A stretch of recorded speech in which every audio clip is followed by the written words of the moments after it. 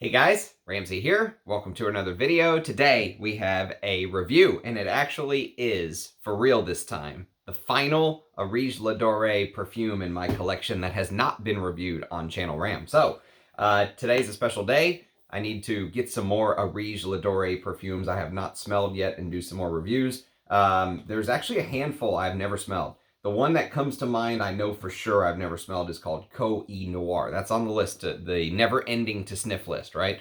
But I love Russian Adam's work. He's probably, it's probably my favorite brand right now, just because of how amazing I feel when I wear them, the quality of the ingredients. Today we're going to review the final fragrance from the History of Oud collection. And actually, this was a sort of, I would say, limited edition collection that came out within the last year or so. I have a live stream up where I've actually done like an initial sniff on these, if you will. And with this fragrance, my feeling has not changed. So this is actually the History of Indonesian Oud. It's the cheapest of the bunch. And I think, don't quote me on this, but I think of all of the History of Indian Oud collection, the whole thing is sold out except for this one. So I think you can still get this one. So this is, whoops, let's sew it the right way, shall we? So this is the box. It's just kind of a box with hinges. The other one's magnetic boxes, which if you go watch my other reviews,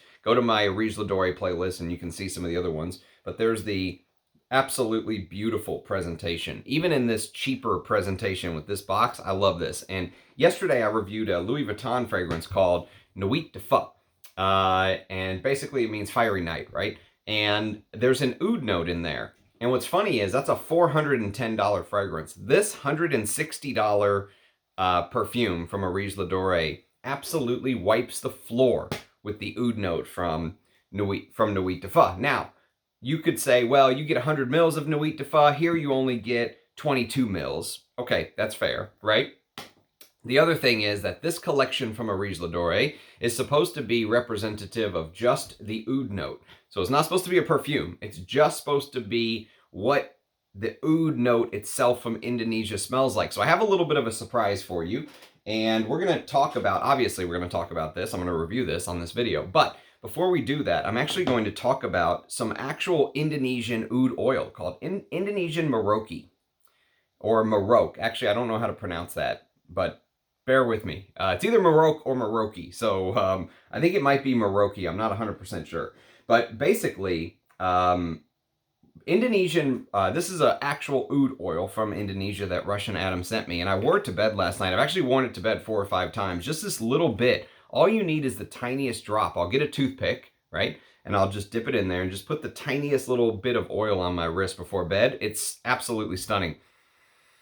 I can smell it on the toothpick still, clear as day from last night. And this is sort of a proper Indonesian oud. It starts off a little petrol-like. So whenever you spray, whenever you dab the history or Indonesian moroi on your wrist, it sort of starts off a little bit like spicy gasoline, if you will, but there's a very woody undertone. And what's funny is this fragrance right here, the History of Indonesian Oud, is a very woody fragrance. It really highlights the woody aspect of oud. There are some ouds that are fruity. There are some ouds that smell like gasoline. There are some ouds that smell like animalic fungus. There are some ouds that smell like fermented oud, Indian fecal oud. There are just so many different types of oud. There are oud that smell like mint ice cream. Anything you can think of. Right? There's so many different types of oud out there. And this Indonesian moroi sort of starts off with this spicy gasoline, and it turns into this deep, spicy, woody smell. And it doesn't have the fecal, animalic, fermented bits of Indian oud, if you will. But like many ouds, even the more tame ones, even if you've smelled some of the fruitier ouds from Ensar and stuff like that, right? There's something underneath that just gives it what I would call this real oud smell. It's the smell that I think companies like Louis Vuitton have such a hard time recreating with that Western oud sort of, luxury blob smell that they give to people, right? It's this real oud smell that I feel like I just did a fresh spray before the video. Look at this. Look at the sort of color on my hand from the spray of the History of Indonesian Oud. And this real oud smell almost smells a little bit like lacquered wood. Like imagine like a paint thinner you put on a deck or something like that, right? Or old paint in a house, right? A house that's been painted, and you walk in and you can still sort of smell the paint. Paint thinner, of course, like I said, but also the paint itself. Sometimes this woody paint-like smell is how I would describe that undertone of just real oud. Very hard to recreate, very, very hard. And there is a very interesting sort of story that goes with this, because many people don't realize that what this type of oud is moroi basically translates to oud that was part of the tree that was submerged underground. So a couple things happen. Number one, an oud tree, let's say, falls over many years ago potentially, and the ground just over time, the tree ends up getting buried, right? And people are so desperate for real oud, they'll actually dig that up and use it, distill it, if you will.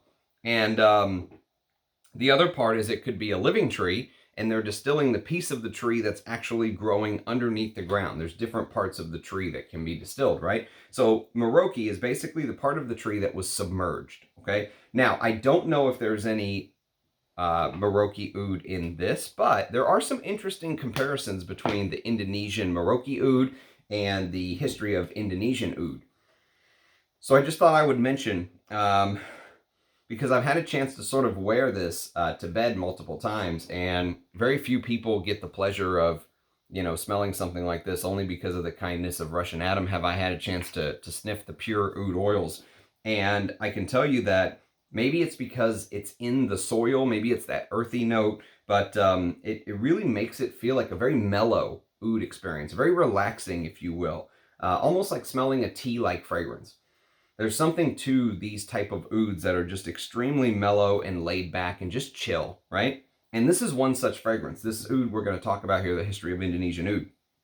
So the other thing is, just imagine this very soft, spicy, woody smell, right? Very mellow and very soft and relaxing. And it's almost like, imagine if you took like an old wooden box. Like imagine somebody 100 years ago making a wooden box and putting things in there, passports, photographs, right? Film, and just sort of burying it, right?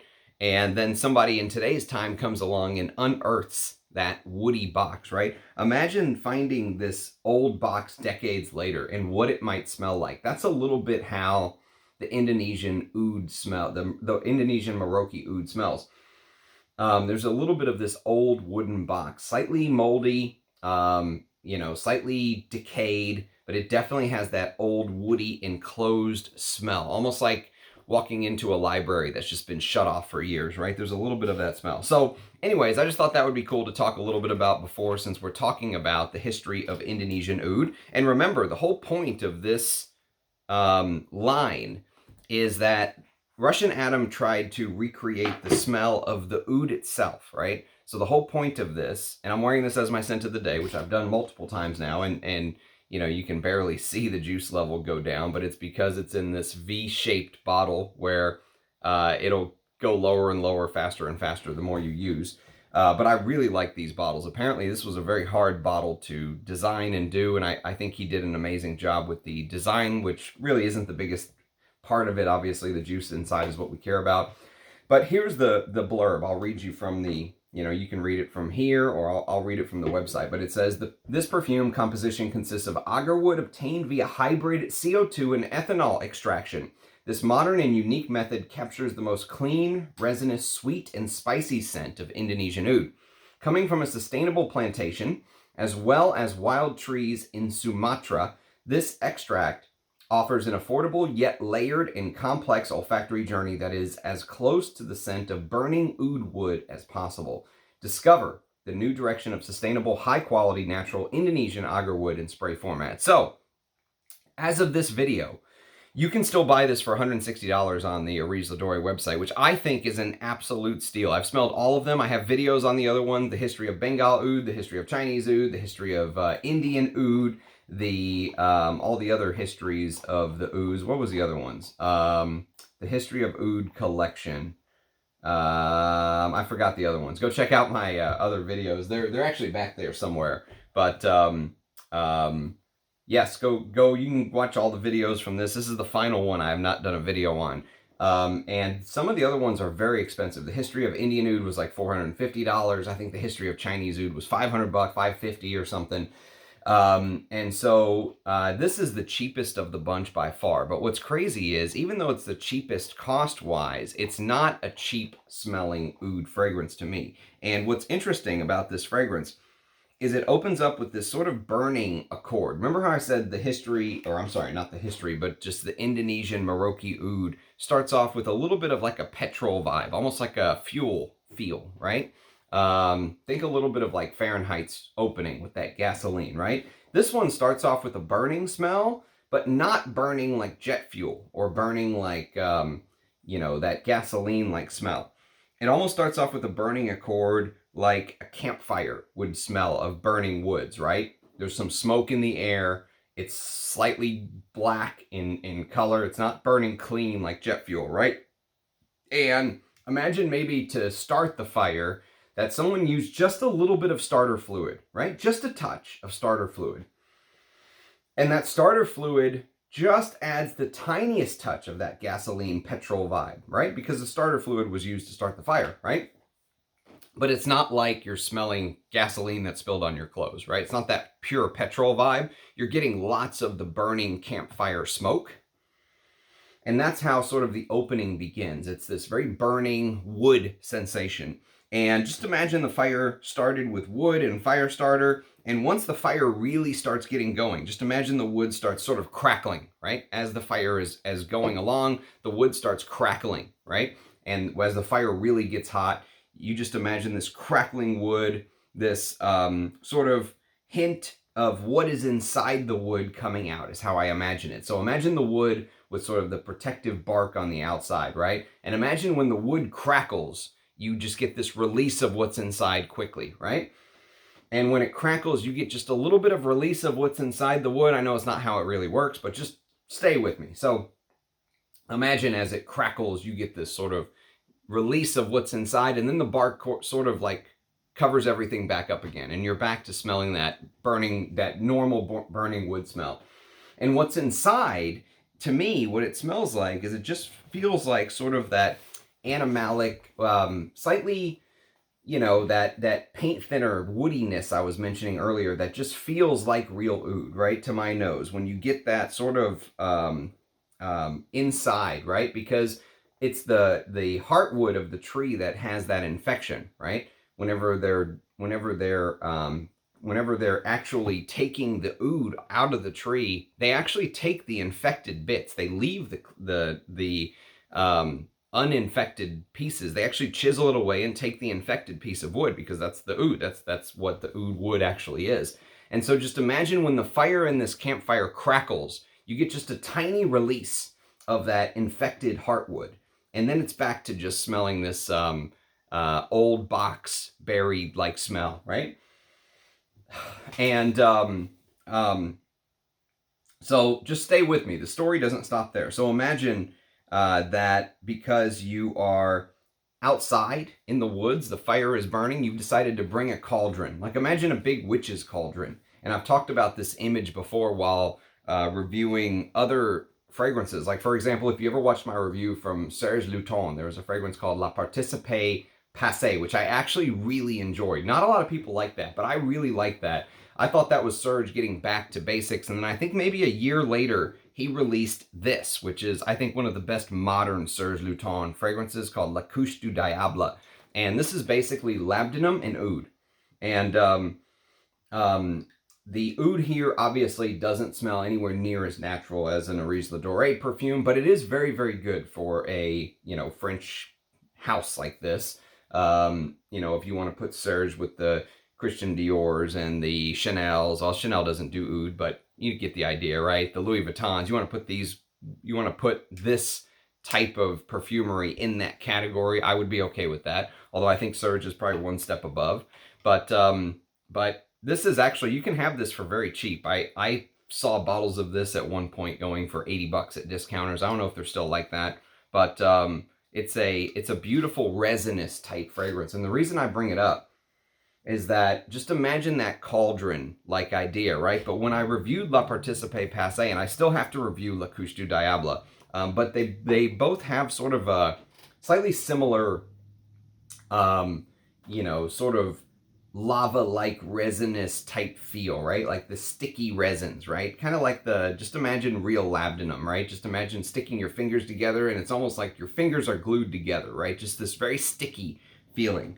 And the resins, the sticky labdanum inside of the boiling cauldron, what's interesting is that you have to replace that when you're talking about the history of Indonesian Oud with cola. So that's one of my favorite parts about this fragrance, is that along with being in the woods and along with getting that burning wood smell, that campfire smell with just a little crackle of oud, so sort of hitting you here and there, right? What you end up smelling is this lovely resinous, sort of the best part of the fragrance to me is this burning cola-like smell. And it really smells like you've taken the labdanum out of the pot, and maybe there is still just a little bit of resin still sticking to the inside, but you pretty much emptied the labdanum out, right? And what goes inside is this cola, either something like, I don't know, maybe like RC Cola or cherry vanilla Dr. Pepper or something like that, right? Something with a spicy darkness to it, right? Dr. Pepper is supposed to have like anise and all these other, you know, spices in it as well, right? And hence the name Dr. Pepper, because it's supposed to be slightly peppery. And just imagine you cook this cola down to almost like a sucrose, like molasses, like sludge, right? And as you cook it down, the cola gives off smoke itself. It gives off this curvy, wispy incense, right? And it's spicy, it's woody, and it is spicy cola, spicy brown cola, right? That's just been cooked into a sludge, a molasses-like sludge. And it blends with the smoke, it blends with the wood, it blends with the fire, it blends with the spices. And I love cola. I am a huge fan of cola notes in perfumery. And I think what's so special about this is that this fragrance, being as cheap as it is, right, for $160 or whatever, this cola note is a lot of times created by other brands using different type of accords, right? So one of my favorite cola fragrances that gets love in the community, gets hype, if you will, is a fragrance called Enigma pour Homme by the house of Roja Parfums. And I've actually done a comparison video between this and the Parfum Cologne, if you will. And this cola note is created using other things like cardamom and you know, vanilla, benzoin to create that cola-like accord. And there is some pepper in here, but there's heliotrope, and the vanilla in here is much sweeter. It's much, this is a much sweeter take on it. I still really like this spicy sweet cola smell. This cognac, whatever you want to call it, cognac, ambergris, tobacco, you know, cola vibe. I still like this, but this is an accord that the perfumer created, right? For this is just supposed to be oud. This is literally just oud. So just imagine how complex oud has to be to give off all of these different feels. You know, you could almost imagine sitting around the fire. Maybe someone is smoking. Maybe that smoke is blending with the smoke of the wood. And just imagine being around a fire, and then imagine the smoke, sort of the woody, smoky feel getting into your clothes, and then imagine sort of going away, and then smelling your clothes again later on when you're away from the fire. Because when you're around the fire, it's like it just engulfs the air, right? The smoke just sort of engulfs the air. You smell the fire when you don't even have to be near the fire. You could smell it from far away, right? But just imagine going and smelling your skin, smelling your clothes, and you get that sort of leftover resinous woodiness, right? And just imagine it's infused with this cola-like spicy sludge. And that is how the history of Indonesian Oud smells to me. It is absolutely beautiful. And, you know, when I tried this for the very first time, if memory serves, I haven't watched that video in a while, but if you go back and watch my live stream where I tried I think there was 5 or 6 of these. I can't remember how many. There might have been 5. Let me just look. 1, 2, 3, 4, 5. Yes, 5. Wait, this is 6. So there's 6 total. So I have 5 videos on the other ones. This makes the final, the 6th one.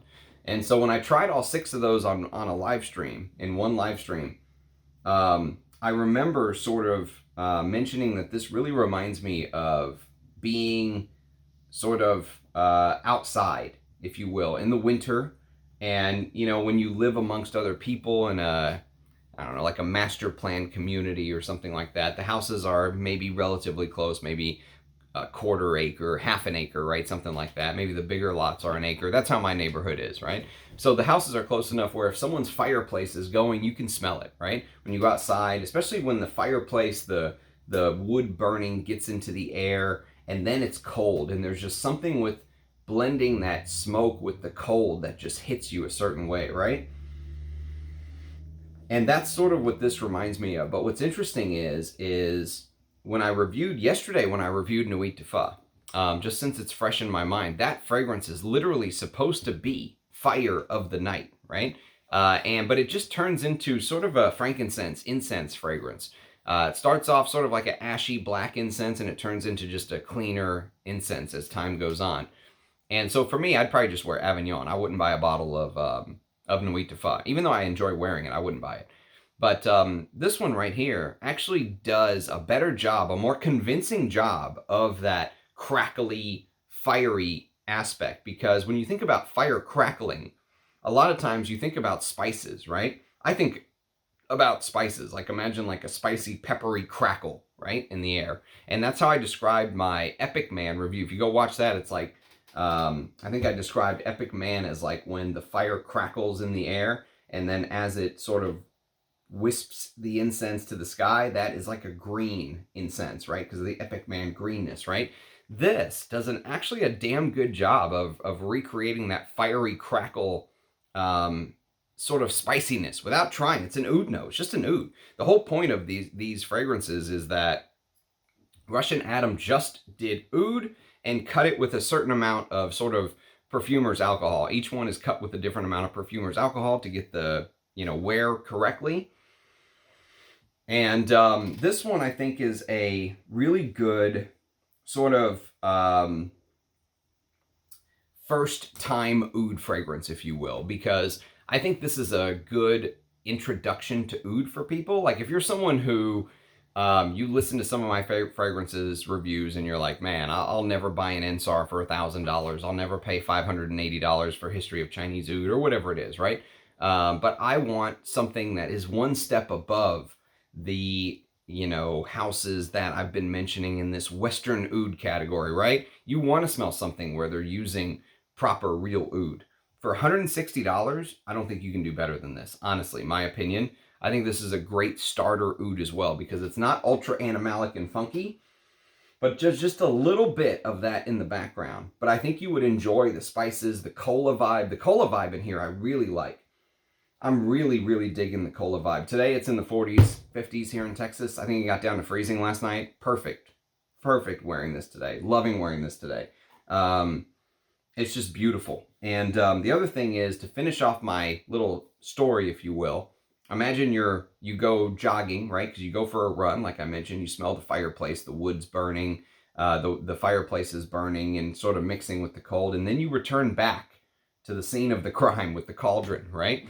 And you realize that the fire has basically died down. The reason it's died down is the wood has basically been burned through, right? You need to add more wood to the fire. But what's happened is the wood turns slightly to ash, and that ash mixes with the resins, almost like maybe when you poured some of the labdanum out originally from the cauldron, it's just sort of got on the ground and the ash has sort of mixed with it and it's become this resinous, ashy, spicy thing, right? That molasses cola, resinous, spicy, ashy. But the woodiness sort of stays. This is a 7-hour dry down right here. And that woodiness never truly goes away. I feel like it turns softer and spicier and stuff like that. But the woodiness stays throughout that clean burning woodiness, as they say. They say as close to the scent of burning oud wood as possible. And modern, unique method captures the most clean, resinous, sweet, and spicy scent of Indonesian Oud. And it really does. It's beautiful. So I really enjoyed getting to know the Indonesian moroi oil, and I've also really enjoyed wearing the history of Indonesian Oud. And I'm so glad to finally complete my... I don't think there's anyone else on YouTube who has reviewed all 6 of these. I know there's some people who have done like live streams and like I have, but I don't think anyone's done an individual review of each one. So I'm very proud of that. I'm also proud I've reviewed all of my Areej Dore fragrances because I think the brand is special. I think it's a special brand for somebody who sort of wants to take their perfume love to the next level. And, you know, get off of the beaten path of everything smelling the same and over and over again and stuff like that. And also, you know, once you start smelling oud, once you start smelling real oud, it's very hard to go back to things like yesterday, Nuit de Fa, right? With the Oud Accord, right? And I don't know if they use real oud. I'd be shocked if they did. But if they say they do, they do. Go with whatever they say. But it's the way it smells to me. And it smells very synthetic. This smells very natural. Very, very natural.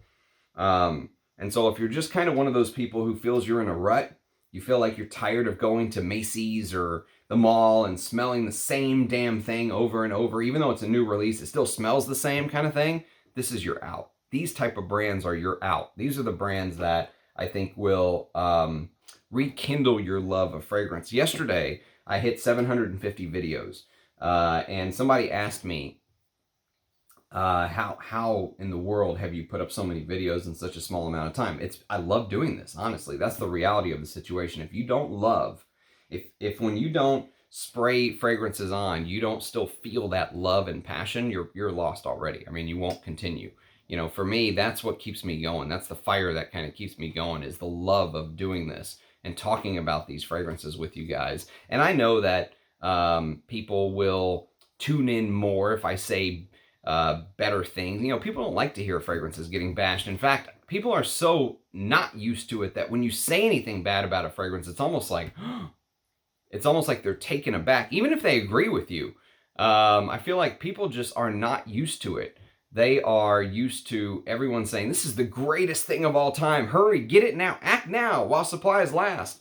And so I feel like that has sort of, obviously someone left me a message and they were like, man, with the way you do your videos and stuff, you're good, but you'll never compete with Sebastian and stuff like that. And for me, I'm like, I'm not trying to compete with Sebastian. I will never compete with Sebastian because I don't want to compete with Sebastian. Sebastian is on another level. He talks about, he gets full bottles and stuff like that. And, you know, for me, I don't get any of that. And so people like seeing the bottle, but they also like some of the more designer things he talks about.